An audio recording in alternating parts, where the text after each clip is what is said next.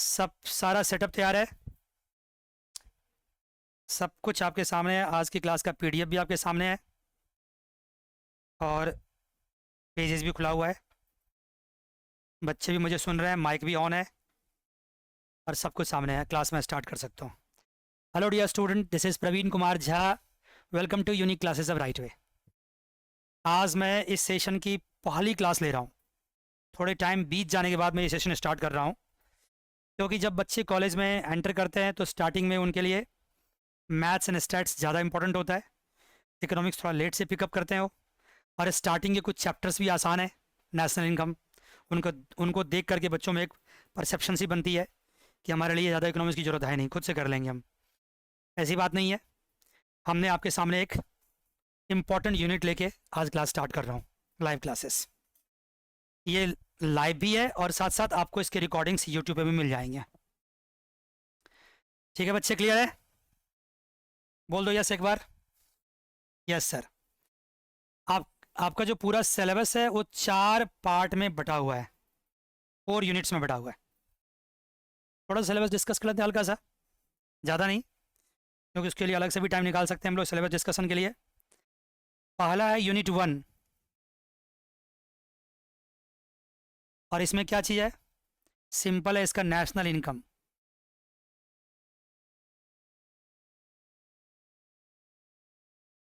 दूसरा है unit 2, unit second, और वो है मनी। देन है यूनिट 3, और वो है आपका इनकम एंड स्पेंडिंग।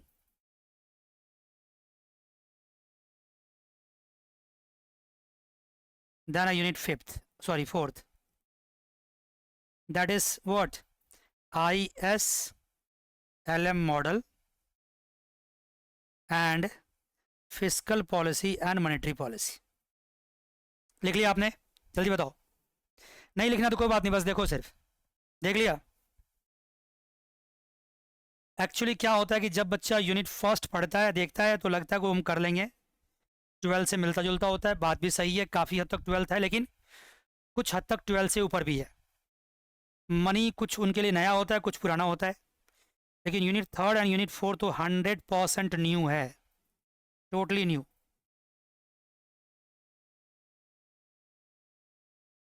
जब तक बच्चे यूनिट 3 4 तक पहुंचते हैं, कॉलेज वाले 50% टाइम बर्बाद कर चुके होते हैं। शुरू शुरू में स्लो क्लासेस चल रही होती है, टाइम जा चुका होता है। मैं सारे कॉलेज की बात नहीं करता हूँ, कुछ कॉलेज में अच्छा भी होता है, ऐसी बात नहीं है। मैं किसी टीचर पर ऐसे ब्लेम नहीं करूँगा, मैं भी टीचर हूँ, कल मेरे पे भी उंगलियाँ उठ जाएंगी फिर। कई सारे कॉलेज में लोग नेशनल इनकम में भी बहुत टाइम लगा देते हैं, मनी में लगा देते हैं, इनकम स्पेंडिंग ISL में आते आते फास्ट ट्रैक कर देते हैं। ऐसा नहीं करना चाहिए। ये जो 2 टॉपिक है ना, ये बड़ा इंपॉर्टेंट है। क्यों इंपॉर्टेंट है? क्योंकि इसका जरूरत आपको आगे आगे आने वाले सेमेस्टर तक पड़ेगा पड़ेगा इसको। मुझे थोड़ा बोलने दो, मैं बोलना चाहता हूँ तो मुझे बोलने दो, रोको मत मुझे। जो आपके पर्पस का चीज़ है मैं उसको पढ़ाऊंगा, डेफिनेटली पढ़ाऊंगा, जो कुछ थोड़ा सा फाउंडेशन बन जाए। जो मैक्रो इकोनॉमिक्स है ना, वो 2 हिस्से में बटा हुआ आपके सिलेबस में। एक है इंट्रो और दूसरा इंटरमीडिएट।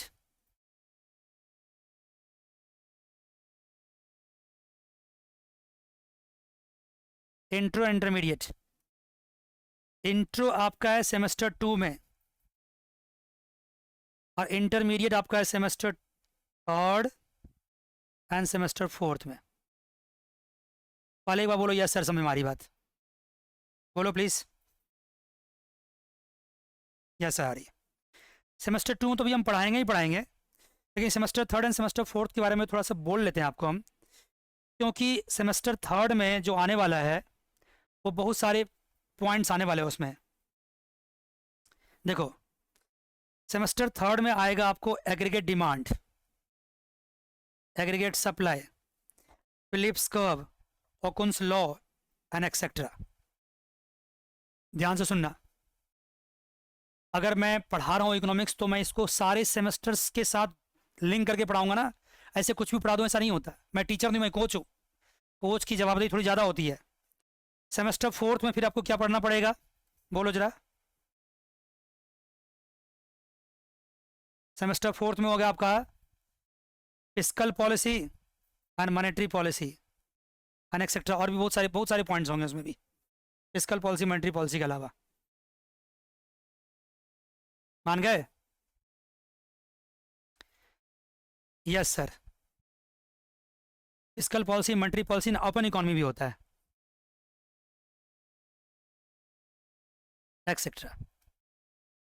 अगर फिर मैं साइड से सेमेस्टर 5th एंड 6th भी लिख दूं ना, यहाँ पे माइक्रो नाम से, सॉरी मैक्रो नाम से कोई सब्जेक्ट तो नहीं है यहाँ पे, लेकिन इन सारे नॉलेज का यहाँ पे यूज है।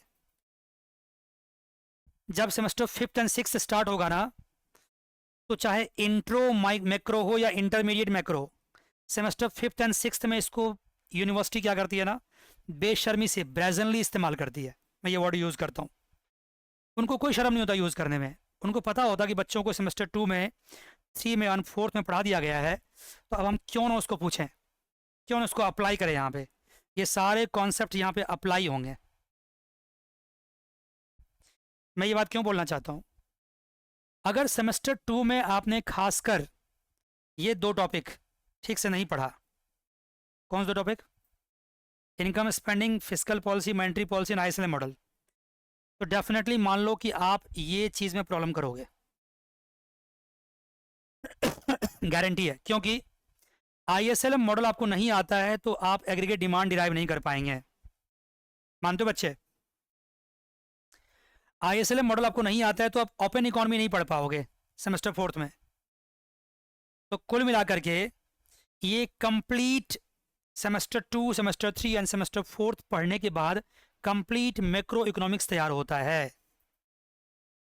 इसमें कहीं पे भी एक ईंट भी अगर छूट गया तो पूरा दीवार गिर जाएगा। पहली बारी बात से सहमत हो? ये बताओ, यस या no, please tell me. Mike on करो। Excuse me. Yes sir. एक बार में क्यों नहीं बोल दिया? कौन बोल रही है, नाम बताओ। धीरे धीरे मैं आवाज़ पहचान लूंगा आपका। नाम बताओ। दिवांशी बोल रही है, और कृतिका भी है और सुमेधा भी है। सुन रही हो? Yes sir. तो आपने देख लिया कि मैक्रो इकोनॉमिक्स सेमेस्टर वाइज आपको पढ़ाया जाता है, इसीलिए हर सेमेस्टर्स में इसको पार्ट वाइज दिया हुआ है। लेकिन मैक्रो इकोनॉमिक्स को आप अलग नहीं कर सकते, ये सब कुछ एक साथ पढ़ेंगे तब जाके कंप्लीट मैक्रो का नॉलेज आपको होगा, और उसका इस्तेमाल फिर सेमेस्टर 5th में भी होगा, सेमेस्टर 6th में भी होगा। अगर आप आगे चल के पोस्ट ग्रेजुएशन करेंगे, उसकी एंट्रेंस की तैयारी करेंगे, तो उस जगह भी होगा। काफ़ी हद तक समझा दिया मैंने आपको, ठीक है? तो ध्यान तो रखना पड़ेगा, ये बातें जाना जरूरी था, मैंने आपको अच्छे से समझाया है। अभी मुझे क्या करना है आपको, अब कुछ ज़्यादा डिस्कशन ना करते हुए मुझे आपके सामने में ये टॉपिक स्टार्ट कर देना, यूनिट 3 स्टार्ट कर देना। यूनिट 3 में 2 चैप्टर है। एक चैप्टर तो बात करता है क्लासिकल थ्योरी के बारे में, और दूसरा चैप्टर बात करता है इनकम स्पेंडिंग।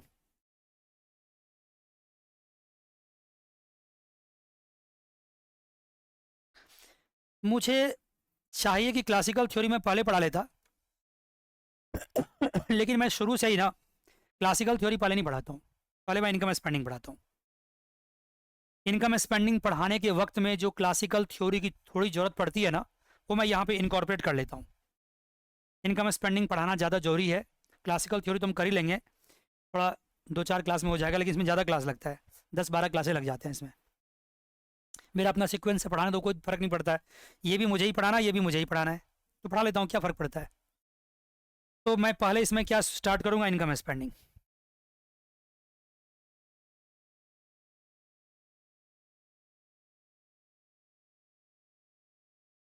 Right sir. अब मैं एक छोटे सा क्वेश्चन आपसे पूछता हूँ, सब तीनों बच्चों से पूछता हूँ, बताइए मुझे, आप क्या सोचते हो, इकोनॉमिक्स मैन मेड है या साइंटिफिक है, नेचुरल है, नेचुरल साइंस है? इकोनॉमिक्स भी एक साइंटिफिक सब्जेक्ट है, लेकिन क्या ये नेचुरल साइंस है कि मैन मेड है, ये बताओ। ऑफ कोर्स मैन मेड है, नेचुरल तो है ही नहीं है। ये कुछ ना कुछ थ्योरीज होते हैं, या कॉन्सेप्ट कह लो उसको, या मॉडल कह लो उसको, एक इकोनॉमिस्ट डेवलप करता है, उसको हम लोग स्टडी करते हैं, over the period of time हो सकता है वो मॉडल क्या हो जाए, बताओ क्या हो जाए। मॉडल में रिफॉर्म की जरूरत पड़े, हो सकता है मॉडल टोटली आउटडेटेड भी हो जाए या उसमें रिफॉर्म की जरूरत पड़े। एक तरह से दो मॉडल्स आपके पास है अभी जिसको मुझे बताना है आपको। एक है क्लासिकल मॉडल और दूसरा है कीनीजियन मॉडल।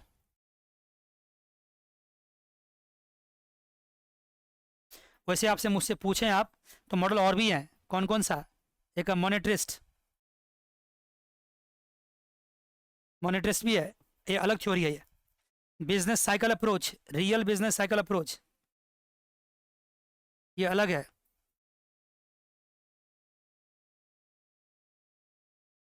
और पूछो या तो नियो क्लासिकल अलग है, न्यू क्लासिकल। और पूछा है तो अलग है, पोस्ट किनिशियन अलग है। ऐसे आते रहेंगे, बहुत सारे थ्योरी आएंगे, आपको अलग अलग सेमेस्टर में पढ़ना भी पड़ेगा। ये अलग अलग पॉइंट ऑफ व्यू है इकोनॉमिस्ट के। क्लासिकल में ही इंप्रूवमेंट किया गया तो न्यू क्लासिकल बन गया, न्यू क्लासिकल। किनीजियन में इंप्रूवमेंट किया तो पोस्ट किनिशियन बन गया। रियल बिजनेस साइकिल अप्रोच अलग है, मोनेटरिस्ट अप्रोच अलग है। मैं ये बोलना चाह रहा हूं कि आने वाले टाइम में कितने कितने मॉडल्स आपके सामने आएंगे, लेकिन अभी मुझे इन सारे मॉडल्स पे ध्यान देना। मुझे किसकी बात करनी है? क्लासिकल अप्रोच की एंड किनीशियन अप्रोच की। मैं एक डेट लिखता हूं आपके सामने में, बड़ा इंपॉर्टेंट डेट है, आपको बताने की डेट क्या चीज़ है। 4 जुलाई 1776। बताओ क्या डेट है ये? आप जानते हो इस डेट की क्या इंपॉर्टेंस है? बता सकते हो? प्लीज़ अगर माइक ऑन करेंगे तो आपको बहुत अच्छा लगेगा। बता सकते हो क्या डेट है ये? ये डेट है अमेरिकन इंडिपेंडेंस डे है ये। अमेरिका भी ब्रिटिशर्स का गुलाम था, इस दिन वो इंडिपेंडेंट हुआ था। इस डेट की क्या खास बात है? 1776 में ही एडम स्मिथ ने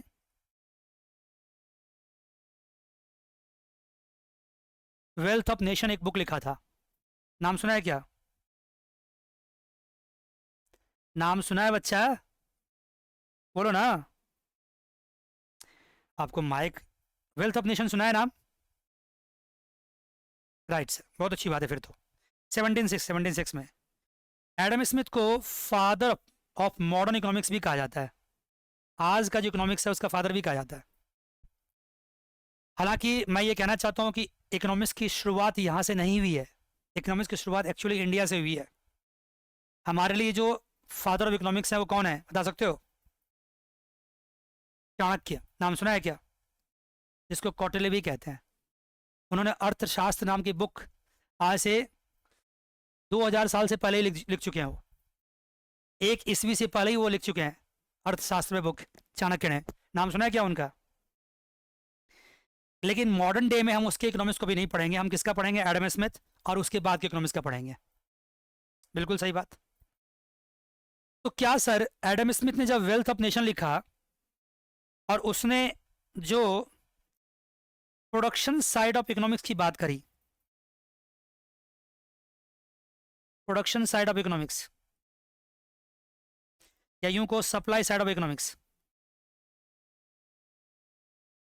सप्लाई साइड ऑफ इकोनॉमिक्स की बात करी, तो क्या एडम स्मिथ से पहले कोई इकोनॉमिक्स नहीं चल रहा था? बिल्कुल चल रहा था। बेटा जान, मैं बता रहा हूं आपको, जो भी बातें मैं बोल रहा हूं ना, वो सारी बातें आपको ये पीडीएफ के फॉर्म में मैं आपको दे भी दूंगा। ये सारा पीडीएफ है, ये सब मिलेंगे आपको। दिख रहा है आपको? बोलो बच्चा, दिख रहा है?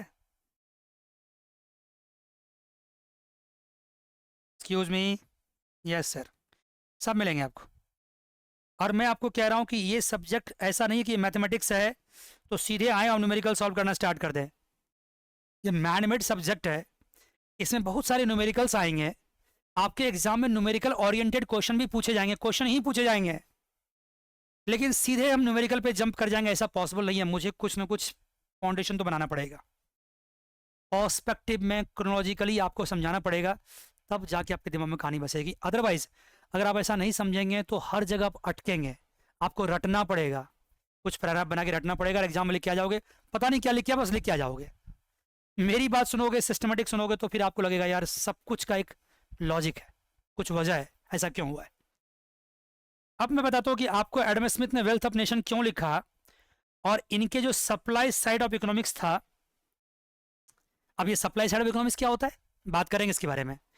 इससे पहले दुनिया कैसे चल रही थी, इससे पहले दुनिया चल रही थी, उस समय इकोनॉमिक्स चल रहा था कौन सा, मर्केंटालिज्म। बताओ क्या चल रहा था, बोलो प्लीज, नाम सुना है क्या, बताओ।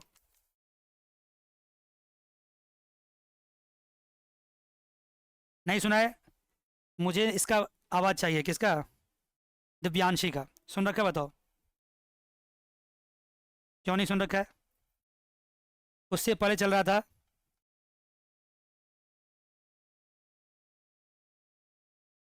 मर्केंटालिज्म, लिख लो इसको,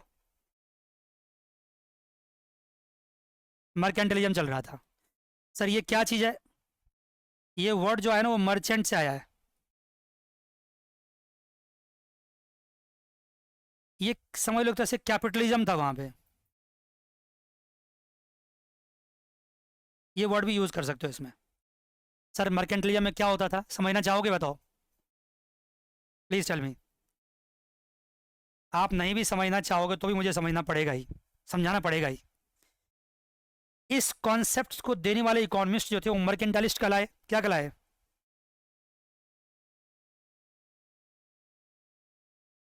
मर्केंटालिस्ट। सर इसने क्या किया, क्या कॉन्सेप्ट था इसका, बहुत ही खतरनाक कॉन्सेप्ट था। इसने कॉन्सेप्ट दिया था कि किसी भी कंट्री का जो वेल्थ है या कोई कंट्री रिच है, वो इस बात पे डिपेंड करता है कि उस कंट्री के पास कितने कॉस्टली मेटल्स हैं। सुन रहे हो मेरी बात को, कॉस्टली मेटल्स, इसको हम बुलियंस भी कह सकते हैं। हीरे जवाहरात, gold, diamond, titanium, costly metal जितने भी हो सकते हैं, कुछ भी ले लो। सुन रहे हो, जिस कंट्री पास जितना ज्यादा ये कॉस्टली मेटल्स उसके पास एक्यूमुलेटेड है, जमा है, वो इसका मतलब उतना ही रिच है। ये किसका कॉन्सेप्ट था, बोलो प्लीज, मर्केंटलिज्म का। अब जब दुनिया भर के गवर्नमेंट को, दुनिया भर के कंट्री को यही पता था कि जितना बुलियन होगा उतना ही हम रिच होंगे, तो हर कंट्री क्या जमा करना चाहेगा, बताओ प्लीज टेल मी। मेटल जमा करना चाहेगा, जो कॉस्टली मेटल्स है उसको एक्यूमुलेट करना चाहेगा, जमा करना चाहेगा। कहां से जमा करेगा, दुनिया भर के अदर कंट्री से वो लेना चाहेगा। मैं अभी कुछ क्वेश्चन पूछूंगा, जवाब देना, कैसे लेगा वो।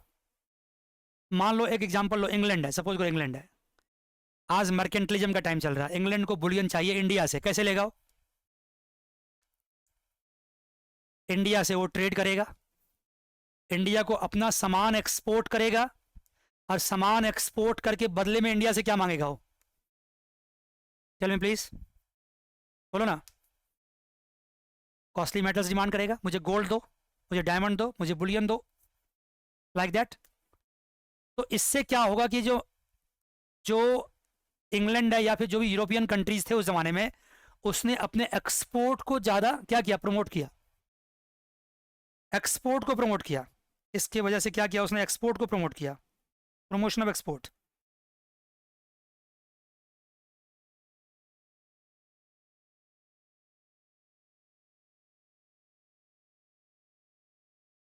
और इंपोर्ट को क्या किया, डिस्करेज किया, इंपोर्ट को डिस्करेज किया, इंपोर्ट को डिस्करेज किया उसने। पूछो क्यों, इंपोर्ट क्यों डिस्करेज किया, बोलो जरा। क्योंकि अगर वो दूसरे कंट्री से कुछ गुड्स परचेज करेगा तो बदले में उसको क्या पे करना पड़ेगा, दूसरा कंट्री क्या डिमांड करेगा उससे, बोलो ना प्लीज, नहीं बोलोगे। अगर मान लो कि इंग्लैंड ने हमको सामान, हमको बेचने के बजाय हमसे परचेज किया, तो हमें क्या, हम उससे क्या डिमांड करेंगे फिर, भाई पूरे क्या डिमांड करेंगे, please tell me. Costly metals. सिर्फ इंग्लैंड ही क्यों डिमांड करेगा, हम भी डिमांड करेंगे। तो तुम खुद बताओ, जब हर कंट्री कॉस्टली मेटल्स को डिपॉजिट करना चाहता है, तो क्या वो किसी को कॉस्टली मेटल्स पे करना चाहेगा, बताओ, क्या बुलियन पे करना चाहेगा, किसी को देना चाहेगा। नहीं देना चाहेगा, तो उसको देने की नौबत कब आएगी? जब इंपोर्ट करेगा। इंपोर्ट को डिस्करेज करेगा। इंपोर्ट को डिस्करेज करने के लिए क्या लगाएगा? इंपोर्ट ड्यूटी लगा देगा। और एक्सपोर्ट को इनकरेज करने के लिए क्या करेगा? एक्सपोर्ट सब्सिडी लगा देगा। समझ रहे हो? अब उतना दूर क्यों जाते हो? आज के ज़माने की बात करो। नेपाल आपके बगल में है ना? है ना? नेपाल सुना कि नहीं सुना है? ऑफकोर्स सुना होगा। नेपाल में मैन्युफैक्चरिंग बहुत कम है। चाहे गाड़ियों की प्रोडक्शन देख लो, बाइक्स की प्रोडक्शन देख लो, किसी भी चीज़ को मैन्युफैक्चरिंग बहुत कम है वहाँ पे। वो मैन्युफैक्चरिंग के लिए, इस तरह के सामान के लिए किस पे डिपेंडेंट है? जल्दी बताओ, ज़्यादा टाइम मत लो इसमें, बताओ प्लीज़। इंडिया पे डिपेंडेंट है। तो अगर इंडिया से वो कार्स एंड बाइक्स परचेज करते हैं, तो फिर कार एंड बाइक्स की मैन्युफैक्चरिंग इंडिया में होती है, तो कार एंड बाइक्स की मैन्युफैक्चरिंग की वजह से जो रोजगार है, जो इंप्लॉयमेंट है, वो कहाँ जनरेट होता है? बोलो कहाँ होता है? इंडिया में। और नेपाल तो सिर्फ कंज्यूमर बन के रह गया। तो नेपाल क्या करेगा? नेपाल क्या करेगा? ऐसे प्रोडक्ट को डिस्करेज करेगा। कैसे डिस्करेज करेगा? ड्यूटी लगा के। आप जानते हो जो गाड़ी आप हिंदुस्तान में 5 लाख का इस्तेमाल करते हो या 7 लाख का इस्तेमाल करते हो, वही गाड़ी नेपाल में जाके 20 लाख का हो जाता है। सुना नहीं सुना है? 25 लाख का भी हो सकता है, क्योंकि इम्पोर्ट ड्यूटी लगाता है उस पर। तो जिसको इंपोर्ट को डिस्करेज करना, वो इंपोर्ट ड्यूटी लगा देगा, और जिसको एक्सपोर्ट को इनकरेज करना, एक्सपोर्ट सब्सिडी लगा देगा। मानते नहीं मानते हैं? अगर इंग्लैंड ने या यूरोपियन कंट्री ने सिर्फ इतना ही किया होता कि एक्सपोर्ट को बढ़ाने के लिए एक्सपोर्ट सब्सिडी लगा दे, तो बात बन जाती। उतना ही नहीं किया उसने। उसने दुनिया भर के कंट्री को कॉलोनी बना लिया। क्या बनाया? कॉलोनी। वहां पे जा करके बिजनेस के बहाने घुसा। जैसे ब्रिटिश इंडिया हमारे यहाँ आया था, ईस्ट इंडिया कंपनी आया था ना, हमारे यहाँ घुसा। शुरू शुरू में उसने बिजनेस किया, और बिजनेस करते करते उसने हमें गुलाम बना लिया। हमारे पॉलिटिक्स पे भी कंट्रोल कर लिया। ध्यान सुनना, ये आपके सिलेबस का पार्ट नहीं, मैं जल्दी जल्दी बोल के निकल रहा हूँ। हमारे बिजनेस को भी कंट्रोल कर लिया, हमारे सारे रॉ मटेरियल्स रिसोर्सेज को कंट्रोल कर लिया। हमारा दुनिया का सबसे बड़ा एक्सपोर्टिंग कंट्री इंडिया हुआ करता था। हमारे यहाँ के एक्सपोर्ट को तबाह कर दिया उसने। हमें इंपोर्टिंग कंट्री बना दिया। हमारे यहाँ के सारे गोल्ड, ज्वेलरी, बुलियन सब लूट के लेके चले गए। आज तक उसने हमारा कोहिनूर हीरा वापस नहीं किया है। सुना नहीं सुना? बताओ। सुन रखा है ना? हमारे जैसे कंट्री को उसने क्या किया? रॉ मटेरियल प्रोडक्शन में लगा दिया। कॉटन की प्रोडक्शन करो, अफीम की खेती करो, और उन सब रॉ मटेरियल्स को स्नैच करके रेलवे के माध्यम से शिप तक ले गया, और शिप से इंग्लैंड ले गया। और वहां फिर जाके उसने उसी कॉटन से क्लोथ्स तैयार किया अपनी मशीन पे, और वही क्लोथ्स हमारे यहाँ डंप कर दिया हायर प्राइसेस में। हमारे यहाँ से कॉटन को सस्ता ले गया, हमारे लोगों की ज़िंदगी बर्बाद कर दी उसने, इनकम ख़त्म कर दिया। और अपने यहाँ के क्लोथ्स को उसने हमारे यहाँ क्या किया? महंगा बेच दिया। 200 साल की गुलामी में उसने हमारे कंट्री को पूरी तरह से नोच लिया। उसने कंप्लीट ख़त्म कर दिया। अब आप पूछोगे सर 200 साल गुलामी में ख़त्म कर दिया, तो फिर बाद में आज़ाद भी तो कर दिया। ये मत समझना कि आज़ादी का वजह सिर्फ यही है कि हमारे यहाँ फ्रीडम मूवमेंट था। फ्रीडम मूवमेंट से भी ज़्यादा वजह इकोनॉमिक्स था। अंग्रेजों के लिए भारत एक बर्डन हो गया था। सुन रहे हो? जब दूध देती हुई गाय थी, तब तो दूध उन्होंने सारा निकाल लिया उससे। जब गाय बूढ़ी हो गई, मरने की स्थिति में आ गया, तो उसने छोड़ दिया उसको। ये समझना कि भारत को फ्रीडम की मूवमेंट की वजह से छोड़ा गया है, काफ़ी हद तक सही नहीं है। इकोनॉमिक्स भी एक रीजन है। जब इंडिया को आज़ाद किया गया, तब तक सेकेंड वर्ल्ड वॉर हो चुका था। दुनिया भर में इकोनॉमिक्स का मतलब बदल चुका था। मर्केंटलिज्म का कॉन्सेप्ट जा चुका था। एडम स्मिथ का जो कॉन्सेप्ट था, या मार्शल का जो कॉन्सेप्ट था, वो काफ़ी हाईली प्रोपेगेट हो रहा था। प्रोडक्शन का concept, supply side of economics concept. Hindustan England के लिए बर्डन हो गया था। उसको यहाँ से भागते भागते आफत हुआ था। जो भारत को उन्हें 6-7 महीना बाद आज़ाद करना था, उसको पहले आज़ाद करके भाग गया। बहुत ही गलत तरीके से आज़ाद करके, और डिवाइड भी करके लाखों लोग मारे भी गए। सुना ही होगा आपने। तो आज मैं आपको इंडियन फ्रीडम का इकोनॉमिक्स का जो रोल था वो बता रहा हूँ आपको। इकोनॉमिक्स का क्या रोल है? तो उन्होंने सिर्फ इंडिया के साथ ऐसा नहीं किया। यूरोपियन कंट्री, चाहे इंग्लैंड हो या फिर फ्रांसीसी हो या फिर पुर्तगाल हो या स्पेन हो, जर्मनी हो, ये सब बहुत रिच कंट्री थे, बहुत पावरफुल कंट्री थे। उन्होंने सिर्फ एशिया को ही नहीं, उसने अफ्रीका को भी और अमेरिका को भी, लेटिन अमेरिका, सबको गुलाम बनाया उसने। और गुलाम बनाने के पीछे मकसद क्या था? वहाँ का एक्सपोर्ट को तबाह कर देना। उसको इंपोर्टिंग कंट्री बनाना। इंपोर्टिंग कंट्री क्यों बनाना था? क्योंकि वहां इंपोर्ट करेंगे तो वहां से क्या निकाल के ले आएंगे? Gold and jewellery, silver. क्योंकि कॉन्सेप्ट क्या चल रहा था? मर्केंटलिज्म। वो कंट्री उतना मजबूत है, उतना रिच है, जिसके पास जितना ज्यादा bullions and gold and jewelleries है। तो बिल्कुल सही कर रहा था वो लोग। लेकिन ये मर्केंटलिज्म का नुकसान था पूरा दुनिया भर में। आज आप समझ पाए कि दुनिया भर में जो समस्याएं चल रही थी उसमें ये कॉन्सेप्ट जवाबदेह था, रेस्पॉन्सिबल था। लेकिन इसमें मैं एडम स्मिथ का ये रोल देता हूं कि इन्होंने आकर के दुनिया में इकोनॉमिक्स का कॉन्सेप्ट चेंज कर दिया। इसने कहा किसी भी कंट्री में जो वेल्थ होता है, वेल्थ ऑफ द नेशन, वो बुलियन से या ज्वेलरी से डिसाइड नहीं होगा, वो डिसाइड होगा प्रोडक्शन से। मेरी बात सुनोगे, मैंने क्या बोल रहा हूँ? प्रोडक्शन से होगा। आपको मेरा आज का लेक्चर सुन के लग रहा होगा कि मैं बिल्कुल थ्योरी के मोड में हूँ, हिस्ट्री के मोड में हूँ, और मैं पूरे इकोनॉमिक्स में हिस्ट्री पढ़ाता जाऊंगा। ऐसा बिल्कुल भी नहीं है। मैं बड़ी खतरनाक खतरनाक न्यूमेरिकल्स आपको कराने वाला हूँ। आप चिंता मत करना, न्यूमेरिकल्स के अलग स्टडी मटेरियल देने वाला हूँ, सारे सॉल्यूशंस देने वाला हूँ। लेकिन मेरी आदत क्या है कि मैं जब बच्चों को पढ़ाता हूँ तो ये मान के पढ़ाता हूँ किसी को कुछ भी नहीं आता और मुझे सब कुछ पढ़ाना है, सब कुछ पढ़ाना है, कुछ नहीं छोड़ना है, कुछ नहीं छोड़ना है। क्योंकि अगर मैं कुछ भी छोड़ दूंगा ना, आगे चल करके सवाल बनेगा, और सवाल मैं कहाँ से करा पाऊंगा इतना, तब फिर मुझे पीछे जाना पड़ेगा। इससे अच्छा क्या है कि हर चीज़ समझाओ। जो ज़्यादा इंपॉर्टेंट है उसको ज़्यादा टाइम दो, जो कम इंपॉर्टेंट है उसको जल्दी जल्दी बोल के निकल जाओ। आप विश्वास करना, अगर आपको बिलीव नहीं होता तो हमारे पुराने रिकॉर्डिंग्स भी पड़े हुए यूट्यूब पे जाकर देखना। वहाँ पे चौथी पाँचवीं क्लास में चले जाना, देखना कितना न्यूमेरिकल्स करा रहा हूँ। ठीक है सर। तो आप क्या मानते हो एडम स्मिथ ने क्या किया? मर्केंटलिज्म कॉन्सेप्ट को खत्म कर दिया। उसने कहा कि किसी भी कंट्री को अगर वेल्दी होना है, अपने कंट्री को अगर वेल्दी बनाना है, तो क्या करे हो? बताओ क्या करे हो? बोलो क्या करे, please tell me. Adam Smith ने क्या कहा?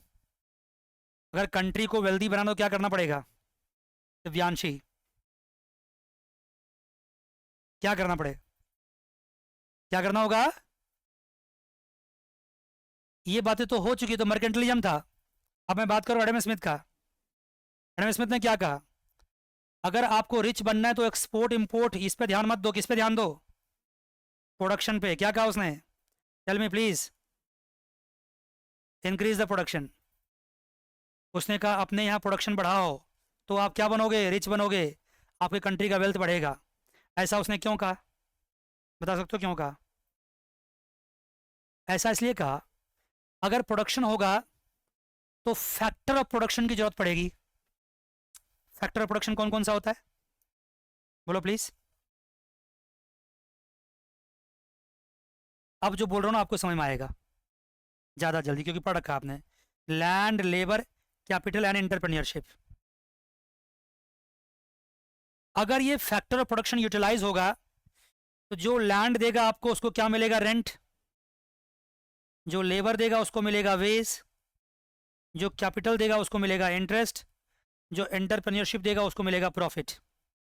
मानते हो? सबके हाथ में पैसे आएंगे, पैसे आएंगे तो डेवलपमेंट होगा, गुड्स की डिमांड होगी, इंफ्रास्ट्रक्चर डेवलप करेंगे।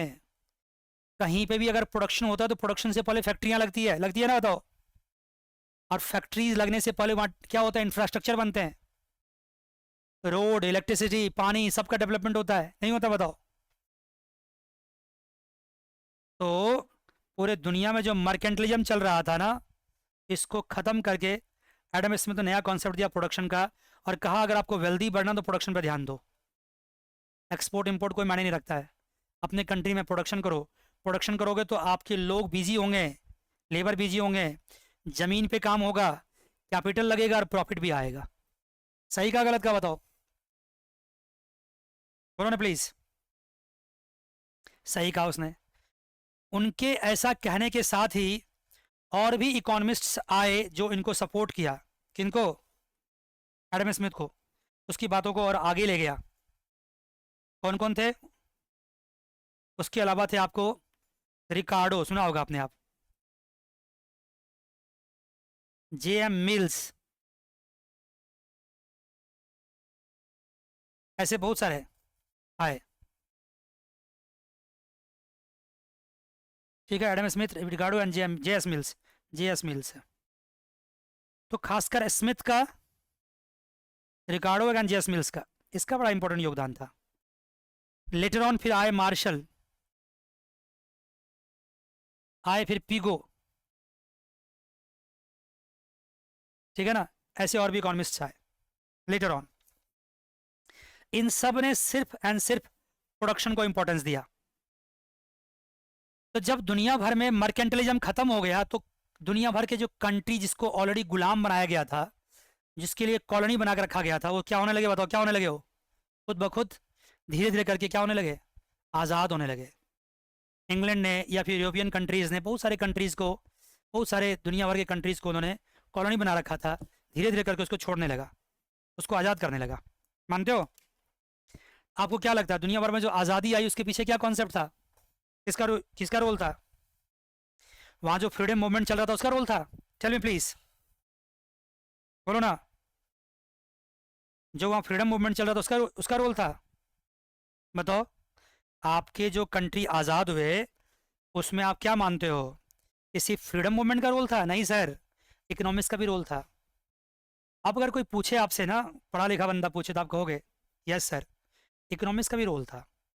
पहले का कॉन्सेप्ट चल रहा था मर्केंटलिज्म का, जिसमें एक्सपोर्ट को ज़्यादा प्रमोशन मिल रहा था। दुनिया भर की country costly metals, bullions, jewellery, diamond ये सब जमा कर रहे थे। कॉन्सेप्ट ही अलग था इकोनॉमिक्स का। बाद में एडम स्मिथ ने वेल्थ ऑफ नेशन बुक लिखी, उसमें उन्होंने कॉन्सेप्ट दिया कि भाई अगर आपको वेल्दी बनना तो आपको प्रोडक्शन करना पड़ेगा। प्रोडक्शन करोगे तो आपके फैक्टर ऑफ प्रोडक्शन यूटिलाइज होंगे, उससे आपका क्या होगा? डेवलपमेंट होगा, इंफ्रास्ट्रक्चर बनेंगे, लोगों के पास पैसे आएंगे और खुशहाली आएगी। मानते हो? फिर एडम स्मिथ की बातों को और सपोर्ट किया रिकार्डो ने, और सपोर्ट किया जीएस मिल्स ने, और बाद में जो नियो क्लासिकल इकोनॉमिस्ट्स आए मार्शल एंड पीगो ने, उसको तो और भी इन्होंने सपोर्ट किया। मान गए? और दुनिया भर के गवर्नमेंट ने, दुनिया भर के कंट्री ने आज़ादी पाना स्टार्ट कर दिया और इकोनॉमिक्स के इस कॉन्सेप्ट को यूटिलाइज करना स्टार्ट किया, प्रोडक्शन को। तब जा करके आप देखोगे कि उस समय जो प्रोडक्शन स्टार्ट हुआ कहाँ पे? यूएस में, ब्रिटेन में। वो आज तक वो कंट्री क्या हो गया है? इतना आगे बढ़ चुका है, काफ़ी डेवलपमेंट हो चुका है। आपके कंट्री में आज प्रोडक्शन हो रहा है काफ़ी हद तक, कुछ हद तक हो रहा है। और सोचो आज से 100 साल 50 साल पहले ही उन सब कंट्री में प्रोडक्शन स्टार्ट हो गया था। सोचो कितना रिच हो गया वो लोग। तभी लोग क्या हो गए? डेवलप कंट्री हो गए।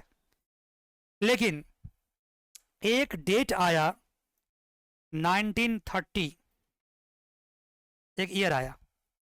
आपको बताना पड़ेगा इस ईयर का क्या इंपॉर्टेंस है इकोनॉमिक्स के वर्ल्ड में, बताना पड़ेगा आपको। कसम, आप झूठ नहीं बोल सकते, सच सच बोलो। बताओ क्या इंपॉर्टेंस है 1930 का? क्या इंपॉर्टेंस जानते हो? जानते हो तो जल्दी बताओ, मैं बहुत बहुत खुश हो जाऊंगा अगर आप बताओगे इसका इंपॉर्टेंस तो। नहीं पता तो बोल दो नहीं पता है sir. Excuse me, no don't know, how god, इसको बोले में इतना वक्त लगता है? Oh yeah, of course, something like great depression. Confidence क्यों नहीं? आपने बिल्कुल सही बोल दिया है। और जो बच्चा मेरे रिकॉर्डिंग सुन रहा होगा उसको भी आपको मैसेज में लिखना चाहिए, मुझे व्हाट्सअप नंबर मेरा दिया हुआ है हर जगह। Year of great depression. अपने तरफ से कुछ कहानी ऐड करना चाहते हो, कुछ बोलना चाहते हो, कुछ बताना चाहते हो मुझे, कुछ मुझे सिखाना चाहते हो, तो ऑडियो बना के व्हाट्सअप भेज दो। आगे चल के हो सकता है आपकी बातों को मैं क्लास में इनकॉर्पोरेट कर लूँ, आपका नाम ही बता दूँ, इस बच्चों ने मुझे ये मैसेज भेजा था। सुना भी दूँ रिकॉर्डिंग यहाँ सब बच्चों को। मैं सबसे सीख सकता हूँ, कोई दिक्कत नहीं है। Anyway, the year of great depression.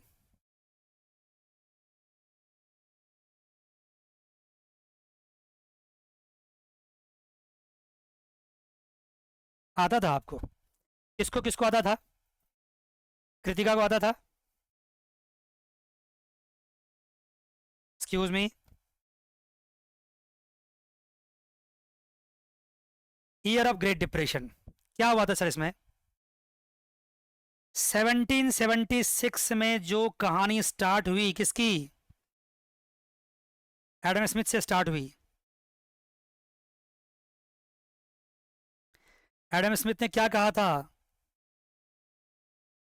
Supply side of economics.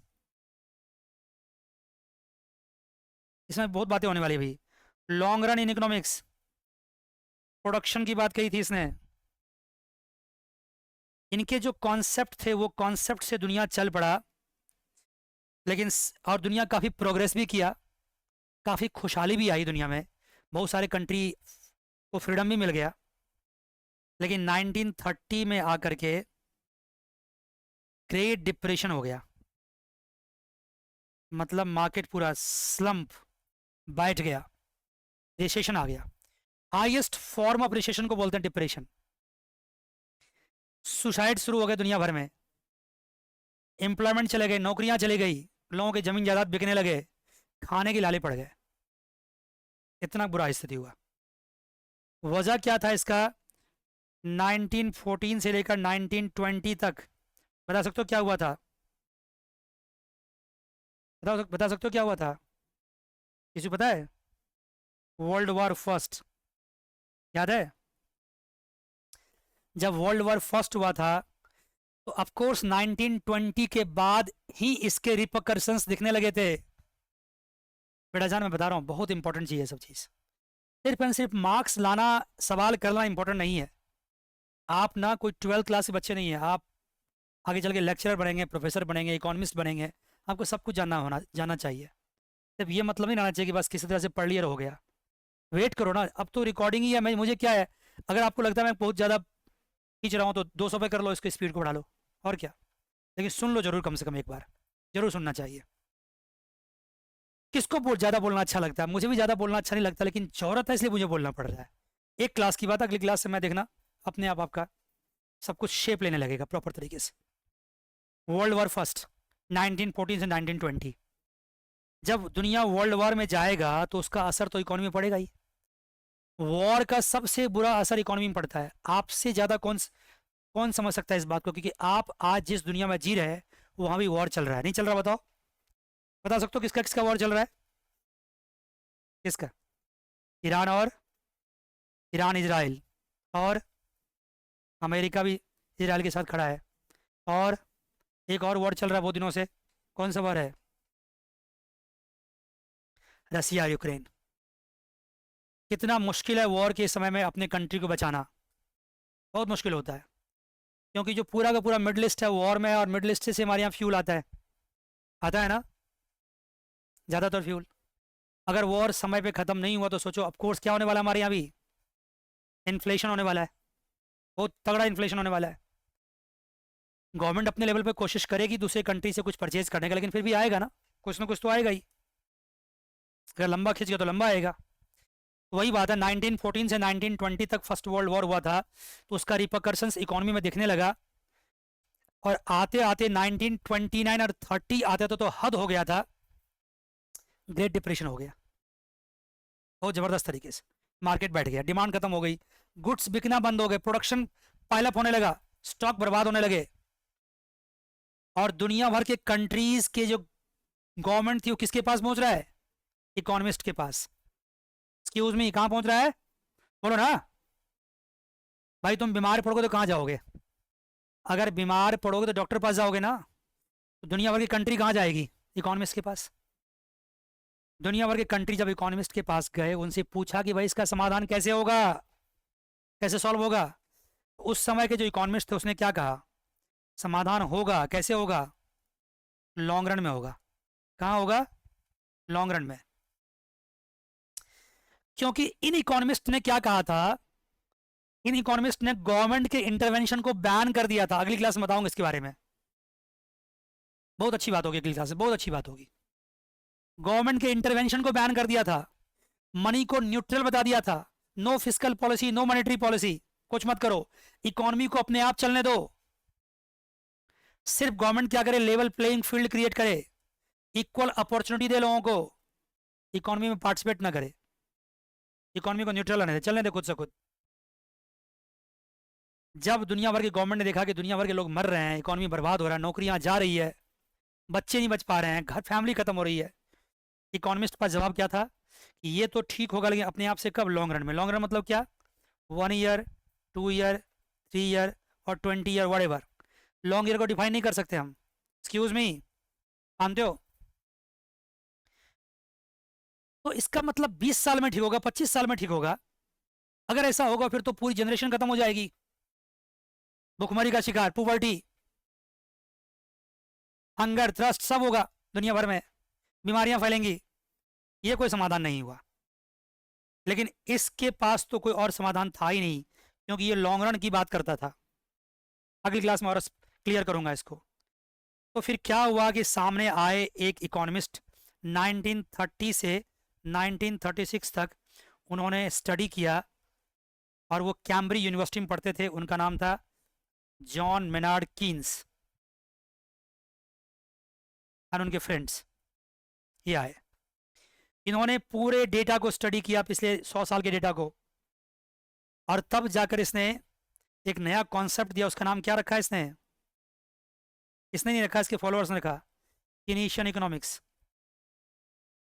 और उसने क्या कहा कि 1936 से पहले के जितने भी इकोनॉमिस्ट्स हैं, उसका नाम क्या दे दिया उसने? बोलो ना प्लीज। Classical economics. क्लासिकल नाम कीन्स नहीं दिया था, क्लासिकल को दो पार्ट मार दिया। एक क्लासिकल हो गया जो 1920 तक हुआ, और 1920 से 36 तक हो गया नियो क्लासिकल। बेटा जान समझ आ रही बातें? बोलो प्लीज। यस सर, देखो ना अब शेप ले रहा है ना, बताओ जल्दी से, बोलो ना प्लीज। अब शेप ले रहा है सब कुछ। हमें क्लासिकल पढ़ना पड़ेगा 1920 से पहले तक का, नियो क्लासिकल पढ़ना पड़ेगा। क्लासिकल में आ गए कौन कौन सा है? स्मिथ आ गए, रिकार्डो आ गए, मील्स आ गए, इसमें आ गए मार्शल, पीगो, एक्सेट्रा, और आते गए। ये सब पढ़ने पड़ेंगे। और 1936 के बाद तो कीनीशियन आ गया। इसने पूरे कॉन्सेप्ट्स को पलट के रख दिया। क्लासिकल ने लॉन्ग रन की बात करी थी, इसने शॉर्ट रन की बात करी। क्लासिकल ने मनी न्यूट्रल कहा था, इसने मनी न्यूट्रल नहीं कहा। क्लासिकल ने गवर्नमेंट के इंटरवेंशन को बैन कर दिया था, इसने कहा government intervention is needed. Classical ने मॉनेटरी पॉलिसी बैन कर दिया था, इसने कहा monetary policy needed, must, important है। सब बदल दिया इसने। दुनिया भर के गवर्नमेंट ने क्लासिकल थ्योरी को पीछे छोड़ करके कीनीशियन थ्योरी को पढ़ना स्टार्ट किया, और इसको अप्लाई करने के बाद कुछ सालों के अंदर दुनिया से ग्रेट डिप्रेशन खत्म हो गया और पटरी पे गाड़ी चलने लगी। परसेप्शन तो ऐसा गया जैसे कि मान लो कि क्लासिकल इकोनॉमिक्स तो बर्बाद हो चुका है, इसका अब कोई रोल ही नहीं है, ये खत्म। आपके दिमाग में ही आ रहा होगा, इसको उठा के डस्टबिन में डाल दो, बोलो ना प्लीज। लेकिन ऐसा नहीं हुआ, बिल्कुल ऐसा नहीं हुआ। क्लासिकल इकोनॉमिक्स को डस्टबिन में डाला नहीं गया। क्लासिकल इकोनॉमिक्स आज भी रेलेवेंट है। इवन कीन्स ने भी जो कॉन्सेप्ट दिया, उसको अपने कॉन्सेप्ट को प्रोपेगेट करने में, इंप्लीमेंट करने में या बनाने में क्लासिकल इकोनॉमिक्स ने बहुत ज़्यादा कंट्रीब्यूशन दिया। क्यों जी, मानते हो? दिया। बताएंगे इस बात को आपको। लोगों को ऐसा लगा शुरू शुरू में कि क्लासिकल गया, खत्म कहानी, लेकिन ऐसा हुआ नहीं। क्लासिकल आज भी है और रहेगा हमेशा। ये अलग थॉट प्रोसेस है। ये लॉन्ग रन की बात करता है, ये शॉर्ट रन की बात करता है। क्लासिकल लॉन्ग रन में सही है, लेकिन एशियन शॉर्ट रन में सही है। मुझे बताओ मेरे लिए क्या जरूरी है, लॉन्ग रन या शॉर्ट रन? ये बताओ, बोलो प्लीज। दोनों ही जरूरी है, बिल्कुल जरूरी है। आज की क्लास में जो मैंने इकोनॉमिक्स पढ़ाया ना आपको, बताओ इसको शॉर्ट रन ध्यान रखिए कि लॉन्ग रन ध्यान रख के बताओ। मैं आज का ही क्लास का इंपॉर्टेंट एग्जांपल लेता हूँ। आज जो मैंने इकोनॉमिक्स पढ़ाया वो लॉन्ग रन या शॉर्ट रन है, ये बताओ। शॉर्ट रन तो ये कहता है कि सर वो पढ़ाओ जो सेमेस्टर 2 के एग्जाम में आने वाला है। ओह नहीं कहता, बताओ शॉर्ट रन क्या कहता है? सर हमें तो सिर्फ वही बता दो क्वेश्चन जो एग्जाम में आएगा, सॉल्यूशन कर दो, कुछ कुछ रटवा दो, पास करवा दो, खत्म कहानी। लेकिन मैं ऐसा नहीं कर सकता, क्योंकि मैं आपका दुश्मन नहीं हूं, मैं आपके साथ न्याय करने वाला हूं। मैं ऐसा कभी नहीं करूंगा। तो शॉर्ट रन ही पढ़ा रहा हूं मैं आपको। आज की क्लास तो टोटली लॉन्ग रन है, 100% लॉन्ग रन है। मैं मानता हूं कि बहुत सारे कॉलेजेस में बहुत सारे टीचर बहुत अच्छा पढ़ाते हैं, लेकिन कई जगह नहीं पढ़ाते हैं, वो बहुत बातें बताते नहीं है, शॉर्टकट मार के निकल जाते हैं। और जब आगे चल के कोई कॉन्सेप्ट दिमाग में आता है तो आपको लगता है अरे ये बातें कुछ मैंने कुछ और पढ़ा था, या ये कुछ और कह रहा है। फिर आप अपने फ्रेंड सर्कल में क्या कहते सुने जाएंगे, यार इकोनॉमिक्स तो बहुत कंफ्यूजिंग है, एक पेज पे कुछ लिखा है, दूसरे पेज पे कुछ लिखा है, कोई कुछ बोलता है, कोई कुछ बोलता है। क्योंकि आपने सबको पर्सपेक्टिव में नहीं पढ़ा है, सब पे टाइम नहीं दिया है, इसलिए आपको ऐसा लगता है। और ये बात सच है कि हर कॉन्सेप्ट में, हर मॉडल्स में कहानी कंट्राडिक्टरी है। क्लासिकल की कहानी और केनीशियन कहानी टोटली कंट्राडिक्टरी है, मॉनेटरिस्ट की कहानी और भी कंट्राडिक्टरी है, रियल बिजनेस साइकिल और भी कंट्राडिक्टरी है, लेकिन है सबका अपना अपना रोल है। तो आज की क्लास तो लॉन्ग रन का बेस्ट एग्जाम्पल है। मैंने पूरे इकोनॉमिक्स के लॉन्ग रन ध्यान रख के पढ़ाया कि आने वाले क्लास में क्या होने वाला है, वहां बच्चा मुझे क्या क्वेश्चन फ्रेम करेगा और तब मैं उनसे ये बात पूछूंगा। तो मैं यहाँ ये कहना चाहता हूँ आपको कि आपके सामने दो कॉन्सेप्ट्स आ चुके हैं, क्लासिकल एंड केनीशियन। बात इस पर काफी हुई है, हिस्टोरिकली हुई, इकोनॉमिक्स हिस्ट्री बोल सकते हैं आज की क्लास को। लेकिन जब हम अगली क्लास में मिलेंगे तो हम ये बात को बहुत आगे ले जाएंगे, इनके डिफरेंस की बात करेंगे। किसकी बात करें बताओ जरा? डिफरेंसेस की। स्टार्ट होते मैं डिफरेंसेस की बात करूंगा, 8-10 डिफरेंसेस बताऊंगा, और डिफरेंस बताने के बाद फिर मैं कहाँ चला जाऊंगा, एग्रीगेट डिमांड की। वहां लिखूंगा C plus I plus G plus N X. फिर सी को ब्रेक करूंगा, C goes to what, C bar plus C Y, like that. फिर आई को ब्रेक करूंगा, फिर जी बार करूंगा, एन एक्स बार करूंगा, लाइक दैट। बहुत बातें होंगी इसमें, फॉर्मूला डिराइव होगा, धीरे धीरे होता जाएगा। लेकिन अगली क्लास में जब मिलेंगे तो क्या बात करेंगे, क्लासिकल एंड केनीशियन इकोनॉमिक्स का डिफरेंस से बताएंगे। लेकिन आज की क्लास को ख़त्म करने से पहले मैं कुछ क्वेश्चन पूछना चाहूँगा आपसे। अब आप मुझे जवाब देंगे तो मैं मानूंगा कि आपने सही कहा है। बताइए बच्चे, पहला क्वेश्चन पूछो। एडम स्मिथ ने वेल्थ ऑफ नेशन का कॉन्सेप्ट कब दिया था? Please tell me.